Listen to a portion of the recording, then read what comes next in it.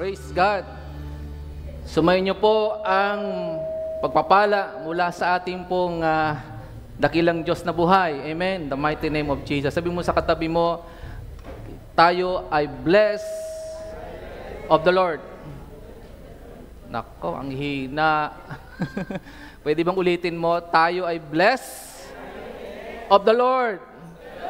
Amen. Palapakan natin ng Panginoong Diyos. Hallelujah.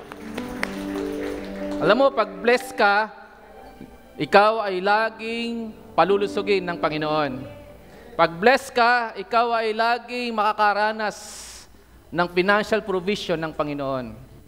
Pag blessed ka, ikaw ay laging matagumpay sa lahat ng laban mo sa buhay. Amen po ba? Sapagkat nais ng Diyos, tayong lahat ay blessed in all areas ng ating buhay.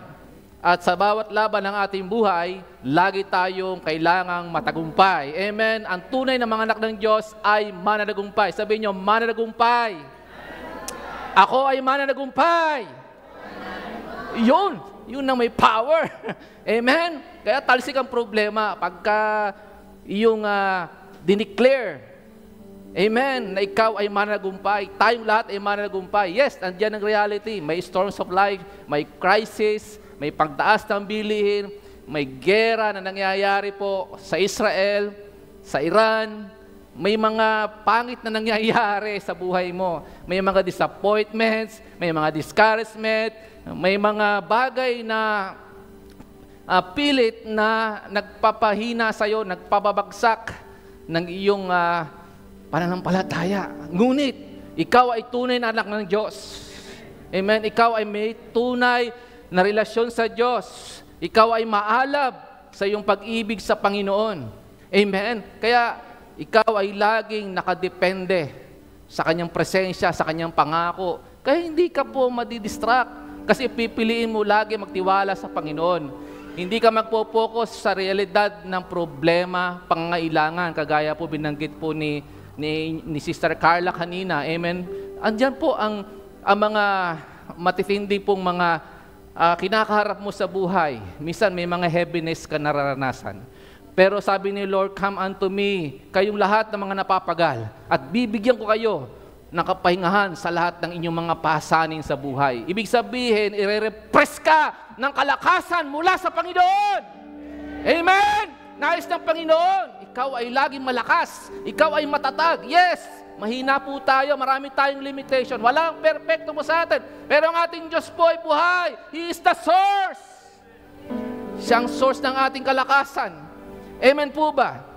Siya ang source ng lahat po ng ating pangangailangan. Yes, kahit anong tiyaga mo, sipag mo, para ikaw mag-strive sa buhay na ito, pero kailangan natin si Lord. Sabi ni Jesus, kung hiwalay ka sa akin, wala kang magagawa. He is the source of life. Amen po ba? Siya ang source ng buhay natin. In all areas ng buhay natin, si Jesus ang source. Pag connected ka kay Jesus, punong-puno ka ng buhay. Amen po ba? At hindi ka kailanman matatalo ng anuman laban mo sa buhay. Yakdalis natin ng presensya ng ating Panginoon.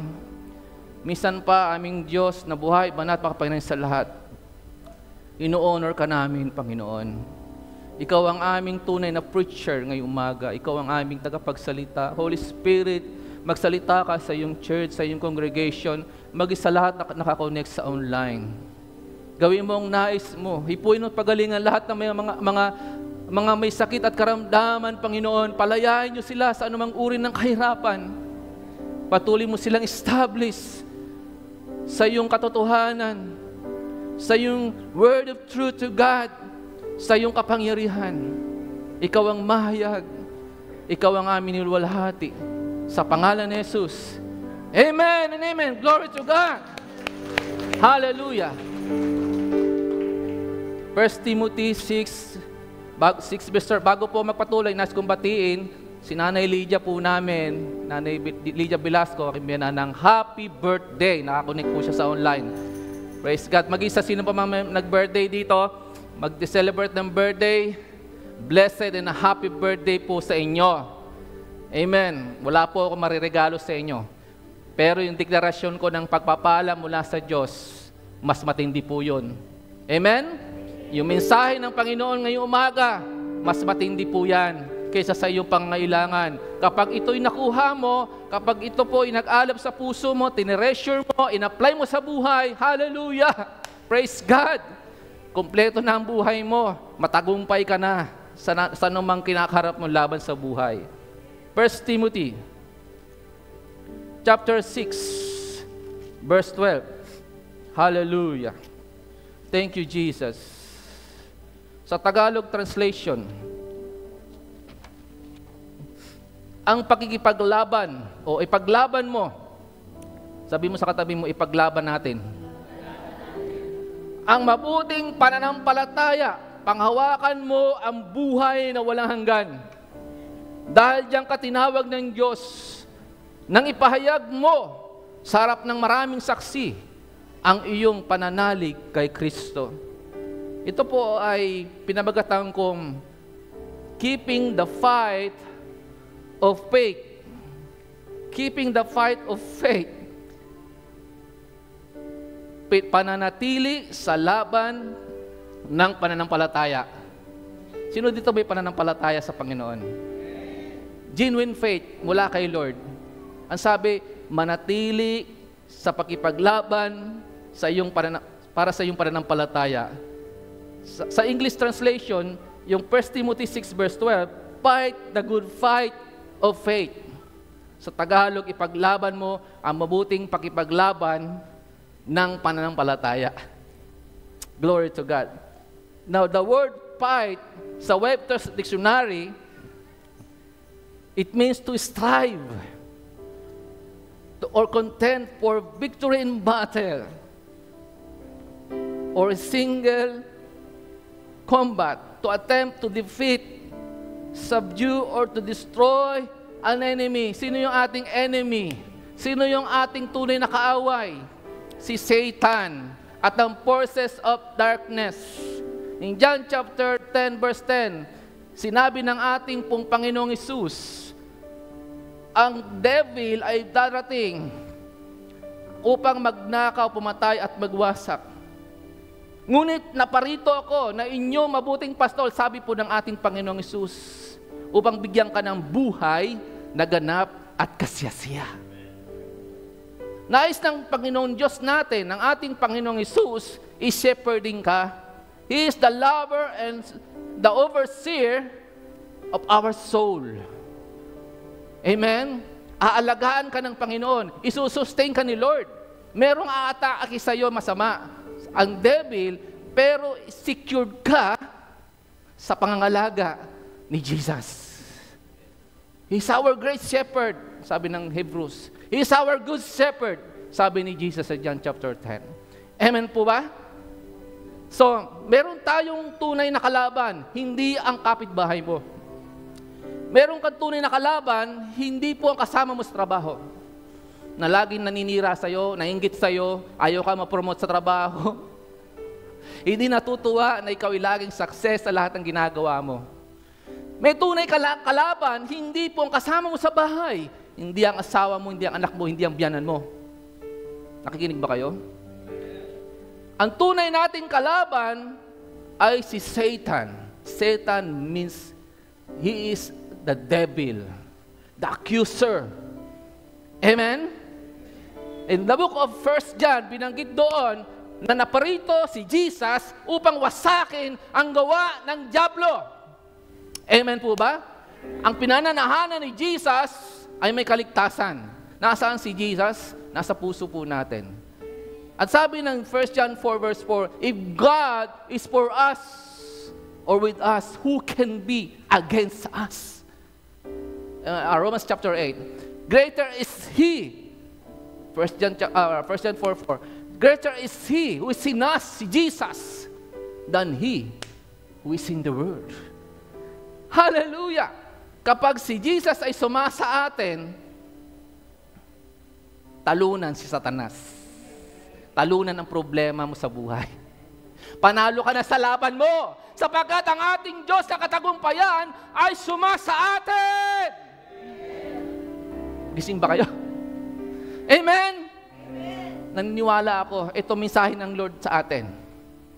The reason why hindi ka consistent lagi minsan sa pag-attend sa gawain ng Panginoon. Kasi marami kang laban sa buhay eh. Nakipaglaban ka. Marami kang makipaglaban na ginagawa. May mga nakakonect sa online. Maraming iba't ibang laban tayong kinakaharap. Amen? Pero sabi ng Panginoon, if God is for us, who can be against us? Greater is He! Yan lagi kong deklarasyon. Kapag may dumadating po atake sa amin, atake sa finances. Sino dito inaatake sa finances? Sa financial. Atake sa kalusugan. Pero nakipaglaban ka, di ba William? Hindi ka nagpapatalo sa karamdaman mo. Patuloy ka pa rin pupunta dito sa gawain ng Panginoon kasi gusto mo sumamba kay Lord. Ayaw mo magpagupo, magpatalo sa karamdaman mo. Ayaw mo magpatalo sa karamdaman mo sapagkat alam mo ang salita ng Diyos. Ng Diyos na sumasa atin ay higit na makapangyarihan kaysa sa anumang sakit, kaysa sa anumang karamdaman. Ang Diyos na sumasa atin ay makapangyarihan kaysa sa anumang kahirapan o krisis na nararanasan po ng mundong ito. Amen po ba? Ang Diyos ay makapangyarihan kaysa sa anumang kahirapan na naranasan mo. Ang Diyos ay sumataas sa atin. Kaya gaano man katindi ang laban mo sa buhay, gaano man katindi ang unos na kinakaharap mo, gaano man katindi ang atake ng kaaway sa iyo, tandaan mo, ang sabi ng Panginoon, dumaan ka man sa ilog, hindi ka malulunod, dumaan ka sa apoy, hindi ka masusunog, sapagkat ang sabi ni Lord, kasama natin ang Diyos. Siya'y sumasa atin, amen? Isaiah chapter 53, mababasa mo doon. Amen po ba? Glory to God. Hallelujah. Now, the Greek word for fight, agonizomai, which means a contest or struggle. A contest or struggle. Lahat po tayo, may kanya-kanya po tayong pakibaka. Iba't ibang type, iba't ibang uri, mukha ng pakipaglaban. Okay? Struggle. Yan man ay emotional struggle, amen? Yan man po ay financial struggle, health struggle, mental struggle, even struggling with problems. Lahat naman tao may problema. Walang nag-amen. Lahat po ng tao po may problema. Kahit anong edad mo, mapabata, matanda, magulang, lahat po nakakaranas ng problema. Pero ang problema ay hindi kailanman po natin hinahayaang i-control ang buhay natin. Amen po ba? Sapagkat sabi ni Jesus, in this world, sabi ng John 16 verse 3, sabi ng Panginoon, sa mundong ito, may mga kahirapan kang mararanasan. May mga pag-uusig kang mararanasan. Ngunit huwag kang matakot. Manalig ka sapagkat napagtagumpayan ko na ang sanlibutan. Yung ating Panginoong Diyos natin, ang Diyos na katagumpayan, ang laging magbibigay sa iyo ng laging tiyak na tagumpay sa anumang suliranin mo sa buhay. Ang source ng problem, si Satan. Hindi ang kapwa mo. Hindi ang sinumang tao. Ang source ng solusyon sa problema, tagumpay sa buhay, si Jesus. Ang source ng kapayapaan, pag-asa, ay si Jesus. Yan ang sabi ng Bible. Basahin mo ang Bible. Amen po ba? Now, gusto mo magtagumpay ka lagi sa buhay. Gusto ko ibahagi sa iyo ang 5 susi paano ka laging magtatagumpay sa mga laban po sa buhay. 5 ways to win the fight of faith. First, kailangan meron kang unshakable faith. Sabi mo sa katabi mo, unshakable faith. Matibay at hindi natitinag na pananampalataya. Matibay at hindi matitinag na pananampalataya. Darating sa iyo ang matinding bagyo ng problema, unos sa buhay. Pero hindi ka matitinag sapagkat meron kang unbreakable faith mula sa ating Panginoon, mula sa Kanyang salita, mula sa Kanyang pangako, mula sa Kanyang banal na presensya. Amen po ba? Hebrews 11 verse 1, ano ang definition ng faith? Biblical definition ng faith. Ang sabi ng Bible, now faith is the substance of things, kulang ng epa, hope for, the evidence of things not seen. Now the word substance, from the Greek word hypostasis, meaning firmness. Matatag. Ito yung uri ng pananampalataya na matatag. Unbreakable, matibay. At na kahit anumang problema ang kaharapin mo sa buhay, pagsubok, anumang hamon, hindi ka gi-give up. Ang pananampalataya mong tunay mula sa Panginoon ay hindi kailanman matitinag. Kaya ikay matatag. Hindi ka gi-give up, hindi ka susuko sa anumang mga hamon sa buhay, laban mo sa buhay. Maring kabataan ka pa lang, marami ka na mga challenges na kinakarap mo sa buhay. Magulang, mga anak, kahit sino sa atin, lalo na po mga lingkod ng Diyos, matitindi po ang laban po natin. Hallelujah! Pero, lagi niyong tandaan, ang mga umaatras sa laban na hindi magtatagumpay. Quitters never win. And winners never quit. Sabihin nyo nga, quitters never win, and winners never quit. Sabihin nyo, I'm not a quitter. I am a fighter.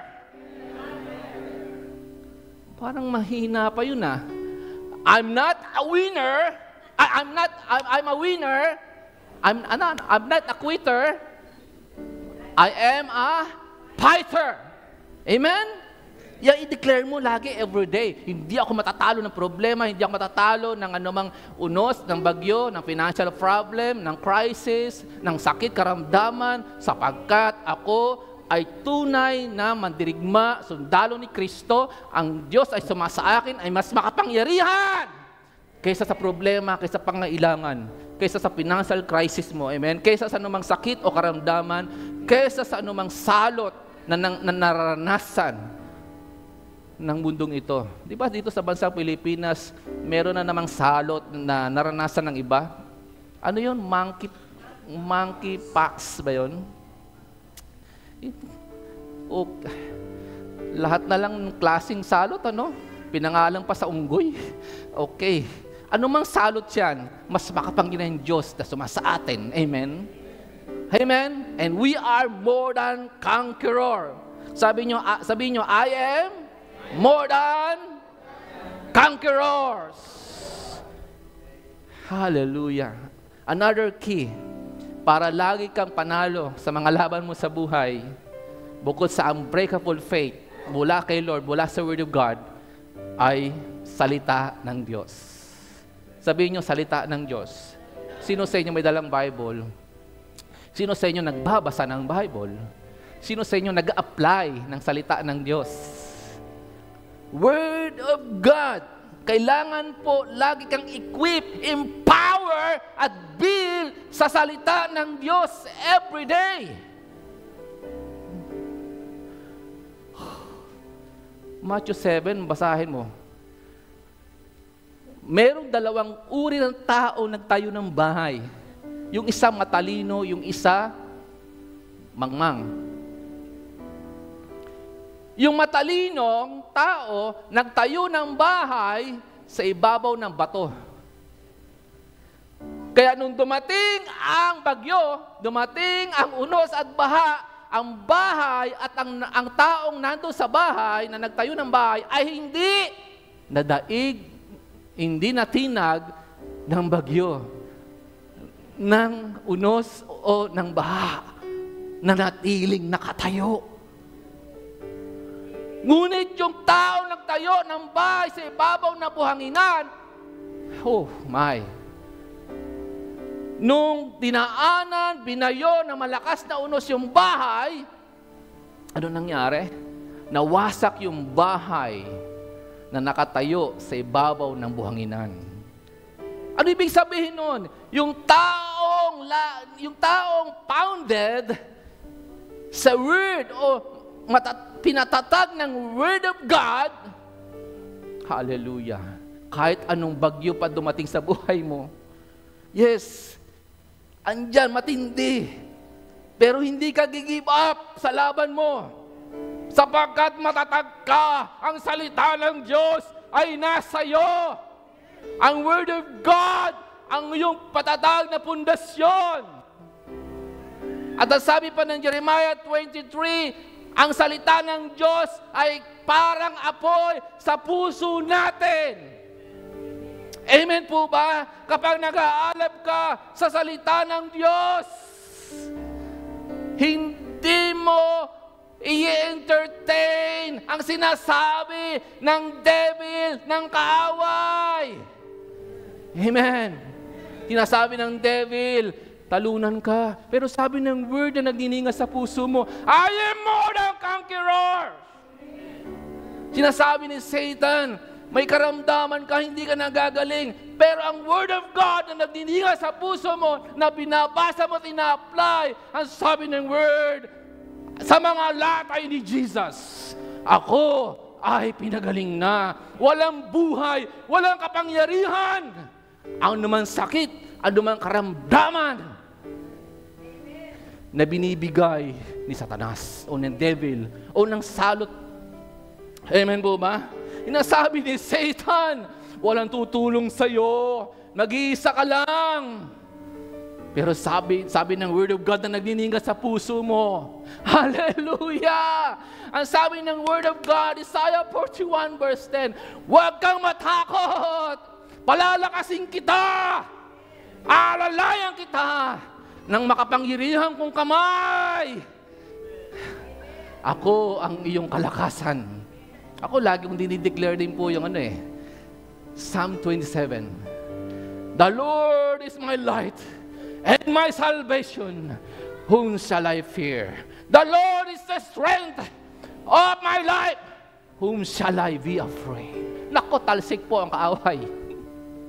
Kasi nasa yung word.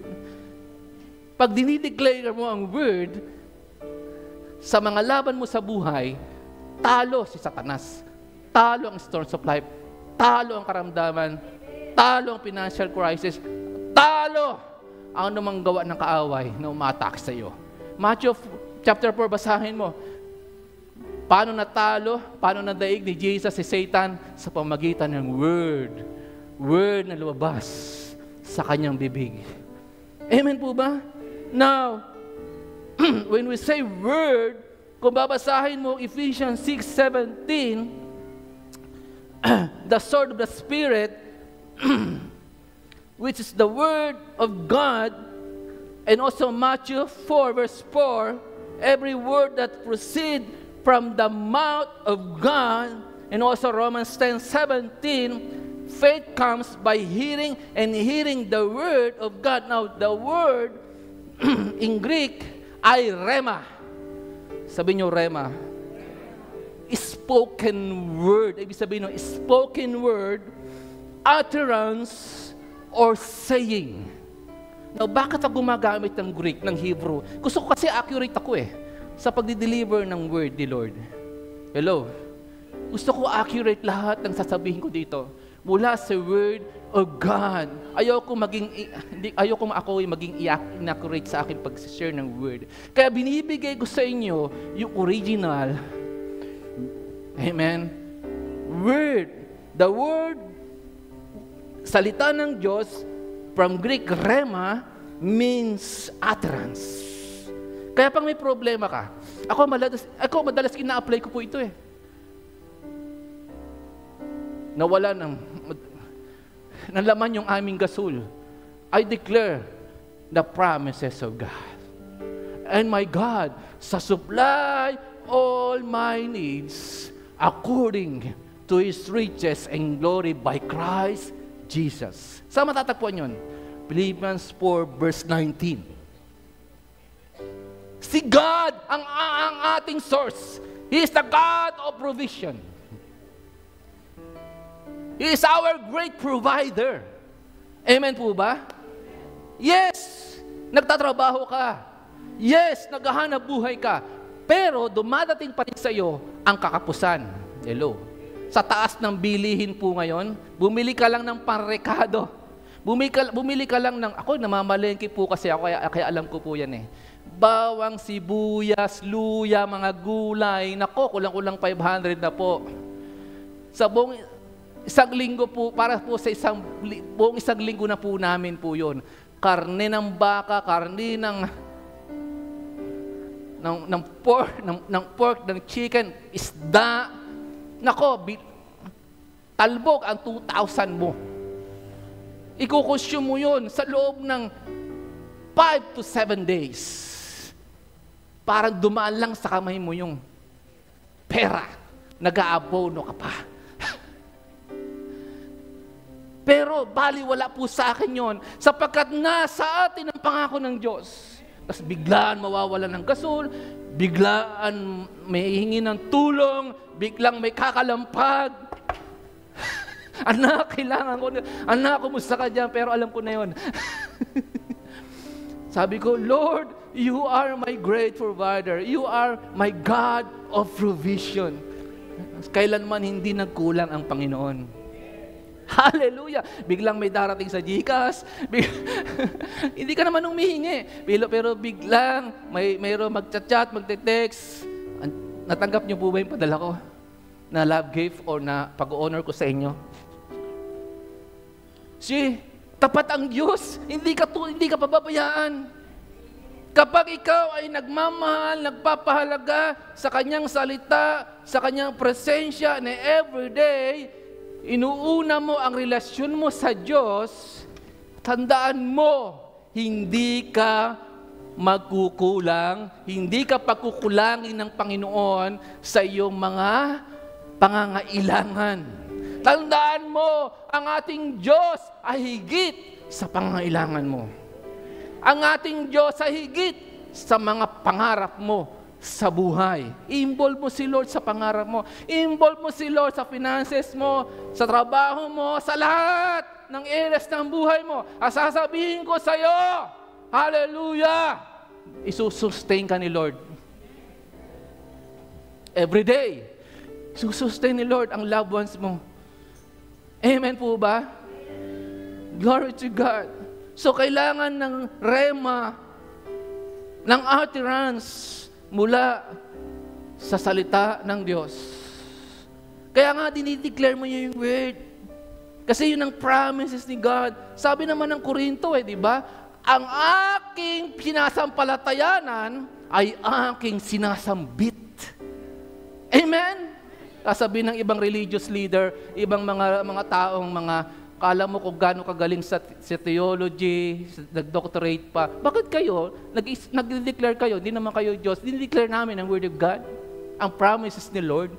Hallelujah, kasi love namin ang Word of God. Ang Word of God ay hindi lang nandito, nasa puso namin, lumalabas sa bibig namin. Amen po ba? Glory to God. Hindi kami nagpapairal ng head knowledge lang dito. Ang amin pong pinapairal ang kapangyarihan ng buhay na salita ng Diyos na nagniningas sa aming puso.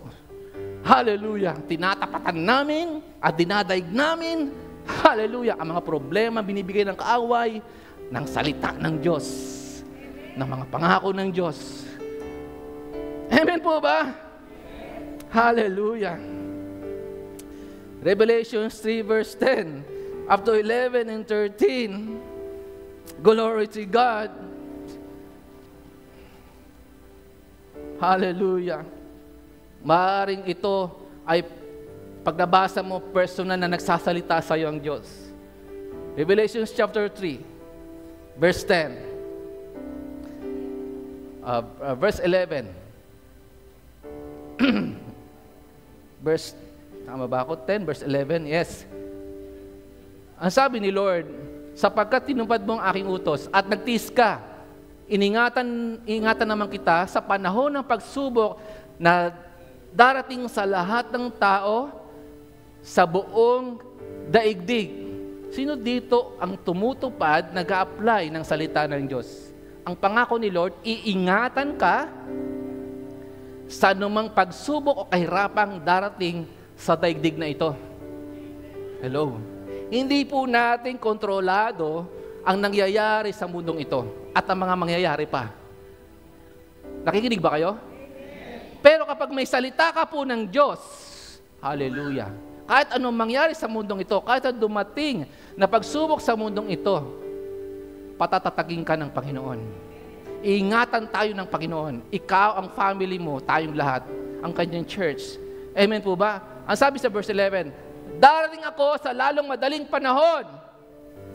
Kaya't ingatan mo kung ano ang nasa iyo upang hindi maagaw ninuman ang iyong gantimpala. Sisirain ng kaaway. Pilit na sisirain ng kaaway ang iyong relasyon, ang iyong pananampalataya sa Panginoon. Ngunit ang sabi ni Lord, ingatan mo ang nakalaang korona para sa iyo. Huwag mong talikuran ang faith mo kay Lord. Huwag mong talikuran ang iyong relasyon kay Lord. Kahit ano dumating na pagsubok sa buhay mo, manatili ka sa iyong relasyon, sa iyong pananampalataya sa Panginoon, sapagkat nangako si Lord, iingatan kita, aalagaan kita, magtatagumpay ka, at ang koronang nakalaan para sa iyo ay hindi kailanman mapupunta at maagaw ni naman. Yan ay nakalaan lang para sa iyo. Hindi mo alam kung kailan ka tatawagin ni Lord sa kanyang piling. Lahat ng tao po nawawala. Every seconds, 2 tao namamatay. At 2 lang ang pupuntaan ng taong namatay. Sa heaven at sa hell. Pero ikaw na may tamang relasyon sa Diyos, buhay ang iyong relasyon sa Diyos, tapat ka na naglilingkod sa Panginoon, merong tunay na pananampalataya sa Panginoon, tiyak ang kaligtasan mo. Amen po ba? Glory to God. Ano pa sabi? Magtatagumpay gagawin sa verse 13. Ang lahat na may pandinig ay makinig sa sinasabi ng Espiritu sa mga iglesia. Sino nagsasalita sa church? Ang Espiritu Santo. Ang Espiritu ng Diyos. Makinig ka mabuti. Ang lahat ay makinig sa sinasabi ng banal na Espiritu sa mga iglesia. Sa English na iglesia ay church. When we say church, sa Greek ay ecclesia. Ang ibig sabihin na ecclesia ay assembly of Lord, called out ones. Hindi building, hindi relihiyon, hindi po sabahan, kundi assembly. Pag sinabing assembly ni Lord, mananampalataya ni Jesus. Hindi building. Kahit anong ganda ng building, kahit gaano katulis yung building mo, kung hindi ka tunay na mananampalataya ni Jesus, hindi naman niya na ira-rapture yung building, ikaw. Hello? Sabi ng mga ngaral na yan na false prophet, false teacher, pumasok kayo sa ganitong denomination, relihiyon at maliligtas ka. Yes, pumasok nga, pero hindi pa rin ligtas. Kasi hindi naman ang turo ng Biblia, pumasok ka sa relihiyon o sa simbahan para maligtas ka. Kundi sabi ng salita ng Diyos, ang pinananahanan ni Kristo ay may buhay na walang hanggan. Ngunit ang hindi pinananahanan ni Kristo Jesus, walang buhay na walang hanggan. Amen? 1 John chapter 5, verse 12 up to 13 po yun. 2 Corinthians 5:17, ang sino man nakipag-isa kay Kristo Jesus, ay inalis na ang lumang pagkatao, siya'y binago na ng Panginoon. siya'y ganap ng binago. Bakit? Dahil si Kristo Jesus ang nagbago ng kanyang buhay. Kaya tiyak ang kaligtasan mo, kapatid. Sabi mo sa katabi mo, tiyak ang kaligtasan natin. Sapagkat si Kristo ang source ng kaligtasan. Amen. And He is the way, the truth, and the life. John 14, verse 6. Sabi ni Jesus, I am the way, the truth, and the life. Hindi po religion. Hindi po mga pangalan ng simbahan. Nakarehistro lang po kasi yung ating pangalan ng church. Pero pagdating ng langit, wala na yung mga pangalan na yan. Iisa lang tayo kay Lord. Amen. Glory to God. Palapakan natin ang Panginoon. Hallelujah. Kaya nga po, makinig po tayo sa sinasabi ng Banal na Espiritu. Kung kumakarap ka sa matinding laban mo sa buhay, just talk to God. Just listen sa instruction ni Lord. Humingi ka ng gabay sa Panginoon. Lord, what is your word? What is your word, God, sa mga challenges na ito, sa mga storms na ito na pinahintulutan mo, Panginoon, sa mga matinding laban na ito. And then, magsasalita sa iyo ang Espiritu ng ating Panginoon. Maalala mo ang mga promises ni Lord. O dadalhin ka sa salita ng Diyos at yun na i-declare mo. Amen? At yun ang pangahawakan mo, yun ang magpapatatag sa iyo. Ang salita ng Diyos na magnininga sa iyong puso, ang magbibigay sa iyo ng lakas, buhay at kapangyarihan na maharap mo, mapagtagumpayan mo, anumang mong matinding hamon, laban mo sa buhay. Amen po ba? Secondly, or thirdly, another key to win the fight of faith, supernatural patience. Sabihin niyo, patience. Sino dito may patience? Supernatural patience. Why supernatural patience? Sapagkat ito'y galing kay Lord. Ito po'y fruit of the Holy Spirit. Galatians 5, verse 22. Amen? Hebrews 10, 32 up to 39. Hallelujah. Alalahanin mo ang mga araw na nagdaan. Kung paano kayong nagtiis. Sino dito nagtitiis? Sino dito nakaranas ng matinding pagtitiis? Minsan sinasabi mo sa asawa mo, matagal na ako nagtitiis sa'yo. Hindi bale, magtiisan na lang tayo. Wala tayong magagawa, wala ka lang choice. Magtiisan na lang talaga tayo. Minsan marami kang pinagtitiisan, ano? Pero sabi naman ng Bible, di ba? Nalalaman naman ni Lord ang pagtitiis mo. Okay? Kung sino man yan, kung ano man ang iyong ginagawang pagtitiis. Hallelujah. Ang sabi pa, nagtiis ka sa matinding hirap, matapos na kayo'y maliwanagan. Hallelujah. Kung minsan kayo ay iniinsulto, sino dito nakakaranas ng pag-iinsulto? At pinapahirapan sa harap ng madla, minsan pinapahiya ka ng kapwa mo, no? Kung minsan naman kayo ay umaalalay sa mga kasamahan ninyo na pinahirapan ng gayon. Dinadamayan ninyo ang mga nakabilanggo at hindi kayo nalungkot nang kayo'y agawan ng ari-arian. Sino dito nakaranas na ng agawan ng ari-arian? Sapagkat alam ninyo higit na mabuti at nananatili ang kayamanang nakalaan sa inyo. Hallelujah! May makayamanang nakalaan sa inyo, kapatid, magulang. Amen? Kailangan kayo'y magtiis upang masunod ninyo ang kalooban ng Diyos. Yun pala ang purpose eh. Bakit pinapadaan ka ng Panginoon sa trials? Sa pagtitiis. Pinadaan ka sa process para mangyari ang purpose ni Lord para sa iyo. Matupad mo ang kalooban ng Diyos sa buhay mo. Amen po ba? Will ni God po yan. Kahit ayaw natin ng problema, ayaw natin po ng pagsubok, pero kalooban po ng Diyos yan upang tayo po ay lalong tumibay, tumatag sa ating relasyon sa Diyos. Amen? Upang tayo po ay mahubog sa ating character, upang tayo po ay tunay nga pong maging puro sa Panginoon sa paningin ng Diyos. Amen po ba? Aanhin natin ang libo-libong mga pumupunta dito sa lugar na ito. Kung hindi naman po lahat ay ginto. Makinig kayo. mas marami pa yatang tanso. But praise God, kahit na ganito lang bilang natin, wala pa tayong 200, pero puro naman, ginto naman sa paningin ng Diyos. Amen po ba? Kaya may purpose po kung bakit dinapadaan ka sa apoy. Ang faith mo, ikaw, para maging puro ka. Amen! Masakit, mahirap, pero pagkatapos noon, paglalagpasan mo na yon, hallelujah, doon mo maluwalhati ang pangalan ng Panginoon sa buhay mo. Nangako naman si Lord, amen, dumaan ka man sa apoy, hindi ka masusunog sapagkat sasamahan tayo ng Panginoon hanggang makalagpas sa apoy na yan, sa patinding pagsubok na yan. Amen. Hallelujah. Sapagkat kaunting panahon na lamang, hindi na magtatagal at darating na ay darating na. Ang matuwid kong lingkod ay mabubuhay sa pamamagitan ng pananampalataya. Sabi niyo, pananampalataya. Sino dito ang pinaraktis mabuhay sa pananampalataya?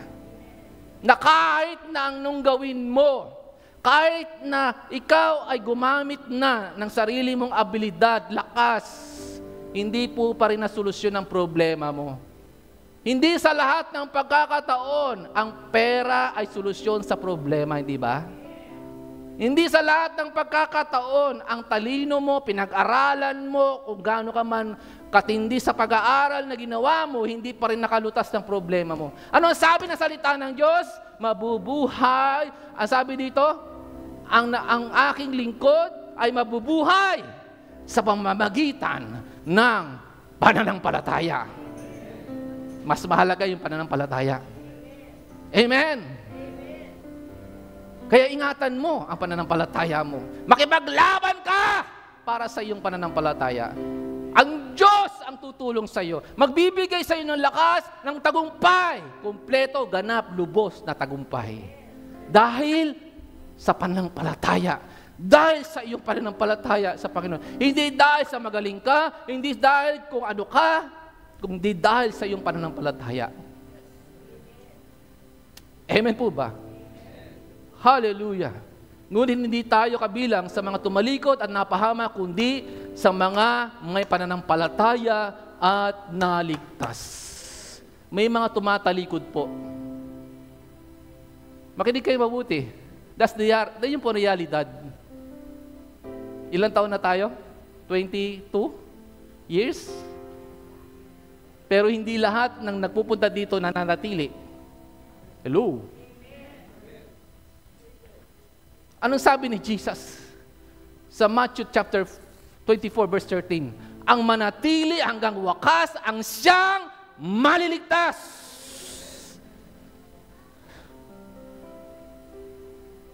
Kaya huwag ka magpatalo sa problema. Sabi kapatid mo, tayo pagpatalo sa problema.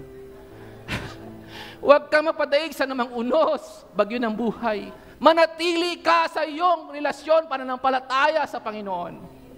Amen po ba?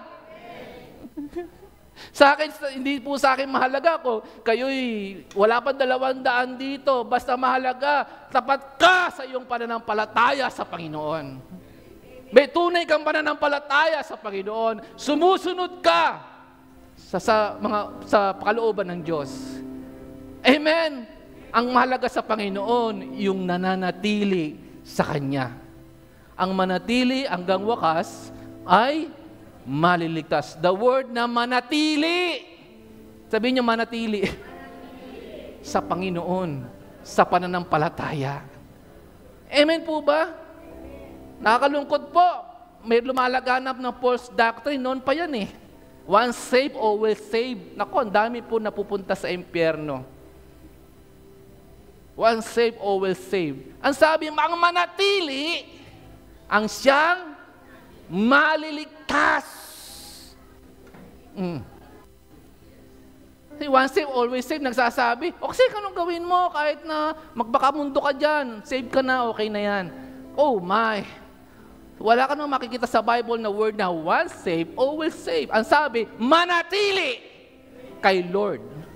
Manatili sa pananampalataya mo sa Panginoon at ikaw ay maliligtas. Huwag mong talikuran ang iyong relasyon, huwag mo i-deny si Jesus. Kahit ano dumating na hirap, pagsubok sa mundong ito, manatili kang maalab sa relasyon mo kay Lord. Huwag mong talikuran ang faith mo, kapatid. Amen po. Hindi natin alam kung ano pa mangyayari matitindi sa mundong ito. Ang Amerika, gusto na rin manghimasok sa gera. Hindi natin alam. Pero, ang tiyak, hawak tayo ni Lord.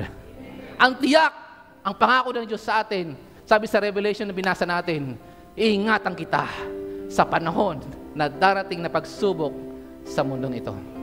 Palapakan natin ang Panginoon. Glory to God! Hallelujah! Yan po yung mga tanda lamang na malapit na dumating si Lord.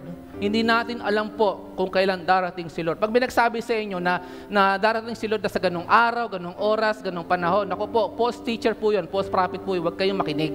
Hello? Pagka sinabi ng Bible, walang oras o araw na nakakaalam ng pagdating ng ating Panginoon. Amen po ba? Hallelujah! Patience means the ability to wait. Sabihin niyo, wait.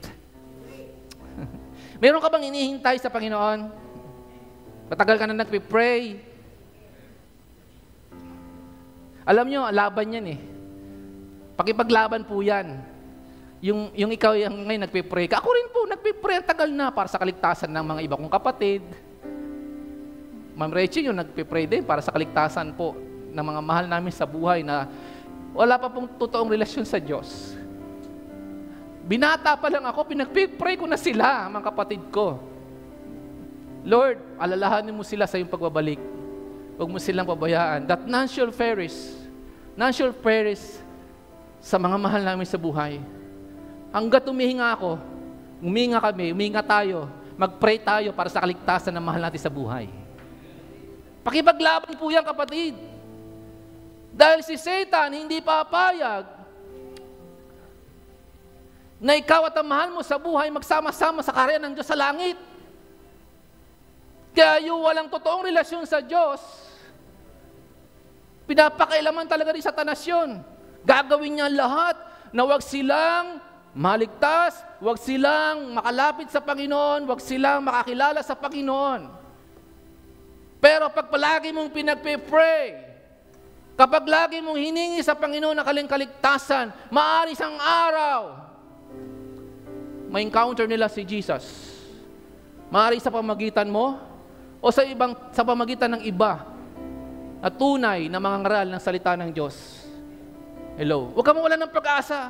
Huwag mong isuko ang laban para sa kaligtasan ng mahal mo sa buhay. Ng ibang tao. Maging ng kapitbahay mo, ng kaibigan mo, na magulang mo, kapatid, anak, nakasama mo sa trabaho, mahalaga ang kaligtasan. Amen. Hindi mo alam kung kailan ka uuwi kay Lord, pero tiyak na may kaligtasan ka. At habang ikaw ay humihinga, habang ikaw ay nandyan sa katawan mo, ang kaluluwa mo yung nasa katawan na yan, patuloy kang makipaglaban para sa kaligtasan ng mahal mo sa buhay at ng ibang tao. Amen po ba? Huwag kang sumuko sa laban mo. Fight the good fight of faith! Amen? Maraming pangako si Lord na binanggit ko na sa inyo. Supernatural patience. Huwag kang susuko. Amen? Supernatural patience is the ability to wait, to remain calm. May sabi di ba nagsabi, under the sabi mo minsan, di ba? Si Bisha, bakit kalmado lang?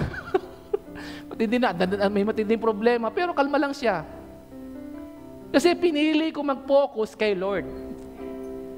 Pinili kong magpakakalma dahil nasa akin ang promise ni Lord that if God is for us or with us, who can be against us? Amen? May mga times na matindi yung laban na wala kang dapat gawin kundi ang kumalma lang. Amen? Huwag ka magpanik, huwag ka matakot. Hello? Kalma ka lang, focus ka kay Lord, manalangin ka, ideklara mo ang promises ni Lord. Pagtayo mo, tagumpay ka na. Tapos na laban, panalo ka na. Purihin ng Panginoon.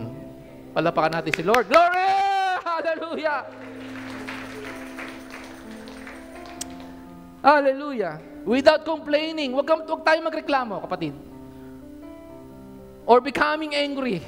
Huwag kang magalit. Huwag kang magtampo kay Lord kung bakit hanggang ngayon hindi pa binibigay sa iyo ang iyong inaasahan sa Kanya. Sino dito ang may inaasahan kay Lord hanggang ngayon nagpe-pray? Sabi, kalma ka lang. Huwag kang magalit. Amen?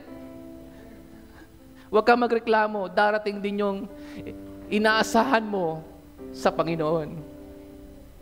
Inaalaw lang ni Lord na maghintay ka dahil idinadaan ka ni Lord sa proseso. Amen po ba?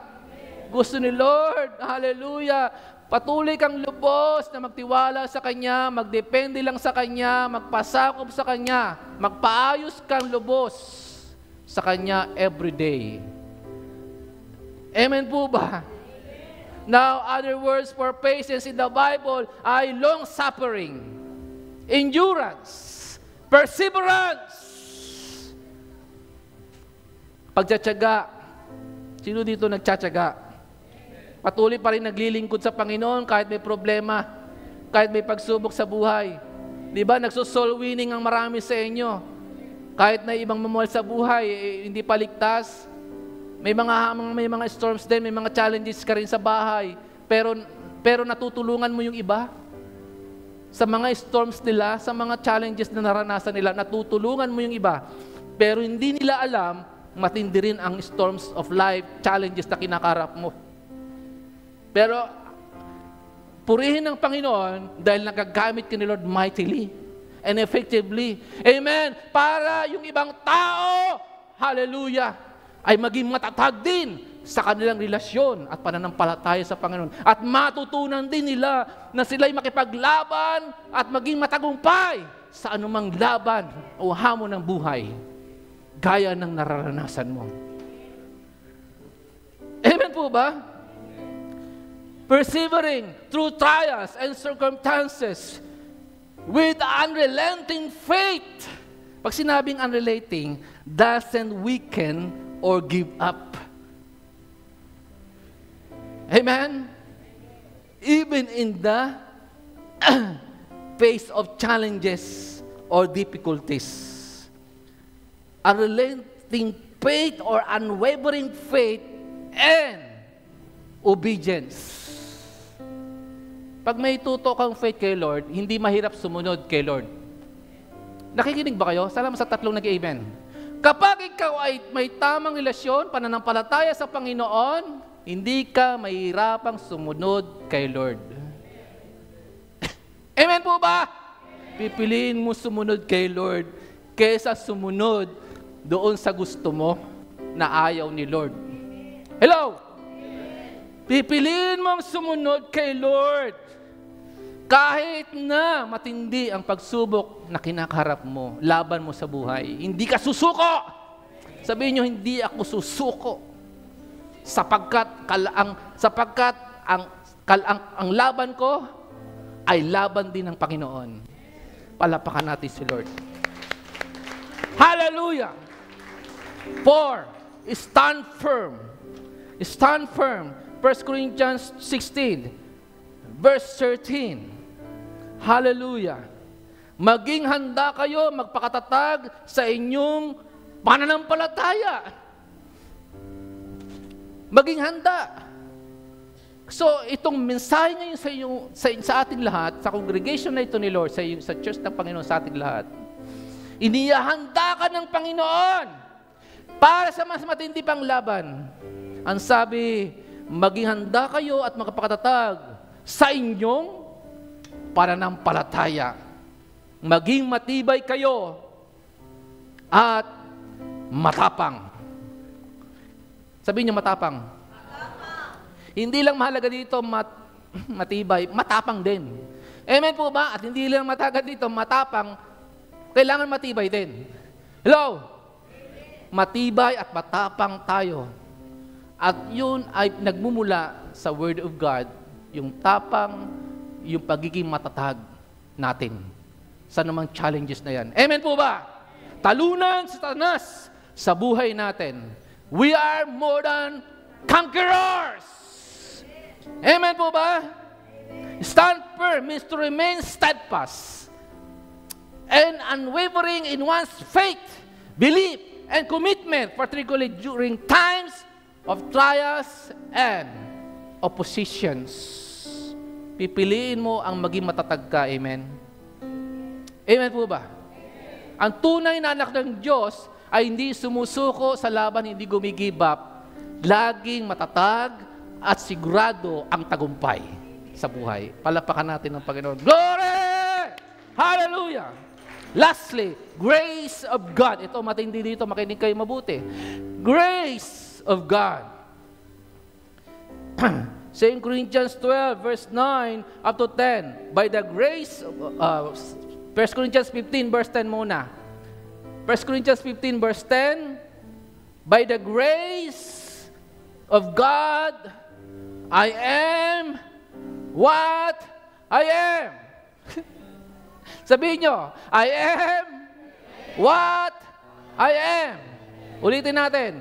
By the grace of God, I am what I am. Dahil sa biyaya ng Diyos, ako ay ginawa niyang lingkod. Hindi ka ginawang lingkod o anak ng Diyos dahil magaling kang tao, dahil matalino ka, dahil maganda ka, gwapo ka, o anuman. Dahil yan sa biyaya ng Diyos. Amen po ba? Dahil sa biyaya ng Diyos, kaya kang ginawang matatag na lingkod at anak ng Diyos. Ang tunay na anak ng Diyos, matatag na anak ng Diyos, kilala sa kaharian ng Diyos. Kilala rin ng devil. Hello? At pag nakita ka ng devil, aatras sa'yo. Sapagkat alam ng devil, hindi ka papatalo sa kanya. Alam ng devil, talunan siya sa'yo. Nakikinig ba kayo? Sapagkat ang sinasabi ng word, dahil sa biyaya ng Diyos, I am what I am.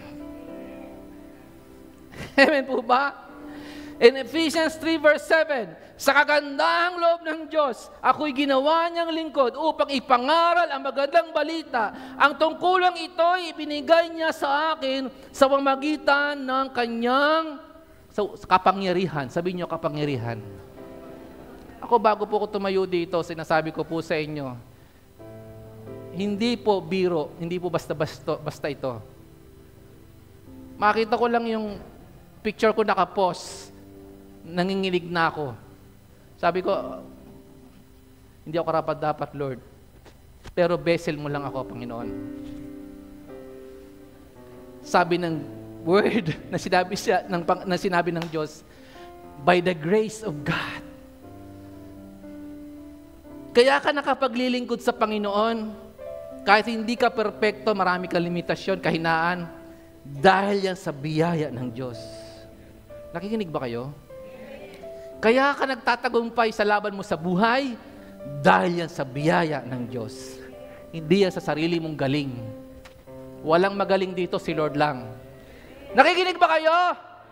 Walang magaling dito o sa atin kundi si Lord lang. Maski sa pamilya mo, walang pinakamagaling, si Lord lang. Hindi ang asawa, hindi ang husband o wife or mga anak. Magaling dito si Lord. Amen po ba? Siya yung nagbibigay sa iyo ng ability. Hallelujah. Ng power na mapulfill mo yung binigay sa iyo ni Lord sa iyo na assignment. Amen po ba? The grace of God. The grace, the Greek word ay charis o charis. Ibig sabihin ay, sa English ay special touch. Special touch. a touch of God. Amen? Alam mo kaya ka nabago ang buhay mo, nakilala mo at naligtas ka, nagkaroon ka ng tamang relasyon sa Panginoon dahil yan sa grace ni Lord. Naranasan mo special touch ni Lord. Hindi lahat ng tao po nakakilala sa Panginoon. Sapagkat hindi lahat kinikilala, tinatanggap si Jesus. Amen. Bilang kanilang personal Savior and Lord. Pero ikaw mapalad ka. Sumunod ka sa tawag ng Diyos. Naranasan mo yung paghipo at paggalaw ng Diyos sa buhay mo. Sa isang hipo ng Lord sa iyo, aganap kang nabago. Amen. Nabago yung buhay natin na hindi natin kayang baguhin ang ating sarili, hindi kayang baguhin ng ibang tao, pero isang hipo lang sa iyo ni Lord, nabago ang buhay mo. Isang hipo lang ni Lord, special task ni Lord sa mahal mo sa buhay, maliligtas sila at mababago. Isang hipo lamang ng Panginoon sa ibang tao na pinagpe-pray mo kasama sa trabaho, sino man. Hallelujah. Maliligtas din sila gaya ng naranasan mo. Special task of the God. Amen. Para sa breakthrough mo. Hello. You need breakthrough. Gusto mo ng breakthrough. You need the grace of God. Kailangan mo ng biyaya ng Diyos. Amen. Special touch of God's grace for your healing. Amen. For your financial freedom. Amen po ba? Hallelujah. Grace that will empower you to win the fight of faith. Without the grace of God, hindi mo po maharap at mapagtatagumpayan lubos anumang laban na kaharapin mo sa buhay.